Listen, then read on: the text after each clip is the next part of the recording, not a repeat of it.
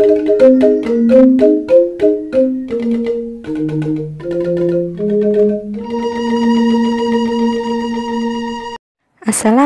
warahmatullahi wabarakatuh. Hai, jumpa lagi bersama saya Meta Kristina Yulinda dalam pelajaran prakarya.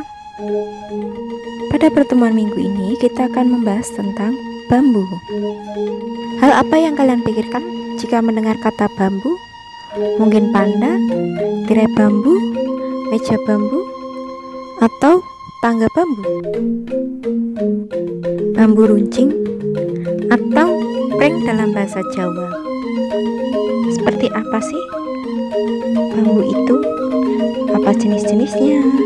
Apa saja manfaatnya? Pada pertemuan hari ini kita akan bahas tentang bambu, manfaat bambu, dan jenis-jenis dari bambu. Langsung saja simak video berikut ini. Bambu adalah jenis tanaman rumput-rumputan, memiliki rongga dan ruas pada batangnya. Bambu memiliki banyak manfaat. Yang pertama, pada bidang ekonomi, bambu dapat dijual dalam bentuk utuh. Dapat pula diolah menjadi barang yang nilai jual tinggi seperti contoh berikut ini. Dalam bidang konstruksi dan bangunan, bambu dapat dimanfaatkan sebagai fondasi atau pembuat rumah, seperti gambar berikut ini. Dalam bidang kesehatan, bambu juga dimanfaatkan untuk bahan obat, seperti arang bambu dan teh bambu. Dalam bidang kecantikan, bambu juga dimanfaatkan sebagai bahan untuk perawatan kecantikan. Dalam bidang kuliner, bambu bisa dimanfaatkan sebagai alat untuk memasak, atau bambu muda bisa diolah menjadi masakan seperti contoh berikut ini. Dalam bidang seni, bambu juga dapat dimanfaatkan untuk seni rupa, seni musik, seni tari, bahkan desain interior.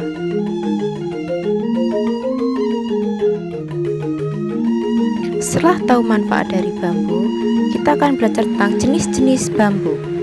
Ada bambu wulung, bambu petung, bambu apus, bambu peting, dan bambu kuning.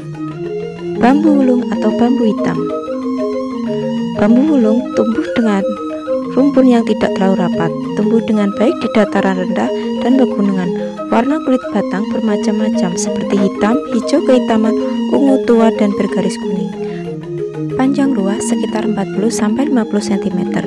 Sering dipakai untuk bahan kerajinan tangan seperti anyaman, hiasan dinding, dan tiang rusuk bangunan. Bambu apus.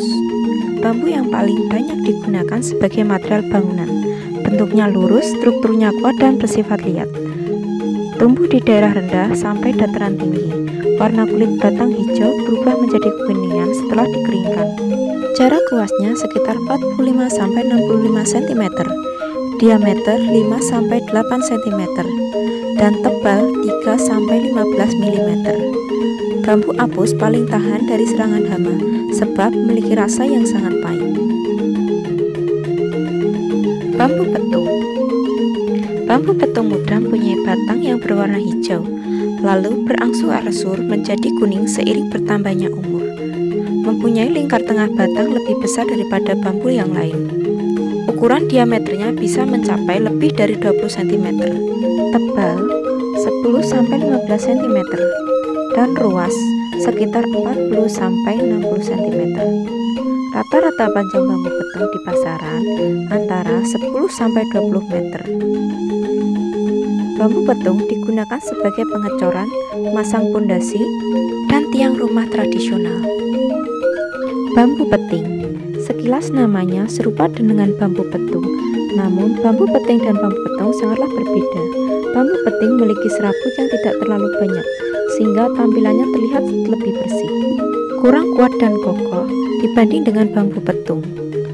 Memiliki panjang 5 meter, diameter 5-15 cm, dengan tebal 3-4 cm. Bambu peting dimanfaatkan sebagai bahan bangunan, misalnya membantu proses pengecoran, tiang pancang untuk pemasangan fondasi, serta dipakai untuk bangunan. Bambu kuning. Bambu kuning adalah tanaman bambu yang sangat unik, memiliki batang yang berwarna kuning cerah. Tumbuh subur di kawasan Asia Tenggara, bisa diperkembangbiakan melalui stek rumpun, cangkok, rizoma, dan kultur jaringan. Bambu kuning sering dijadikan sebagai tanaman hias, tidak lumrah digunakan untuk membuat struktur bangunan karena kekuatannya yang tidak terlalu bagus. Bambu kuning mengandung banyak khasiat untuk kesehatan seperti mengobati infeksi dan mencegah hepatitis. Bambu kuning juga diyakini dapat mendatangkan energi positif dan keberuntungan. Itulah tadi manfaat dan jenis-jenis dari bambu. Sekian untuk video hari ini. Silahkan kerjakan latihan soal. Terima kasih, mohon maaf apabila ada salah-salah kata. Jika ada pertanyaan, silakan hubungi ke nomor WA berikut ini. Sekian, wassalamualaikum warahmatullahi wabarakatuh.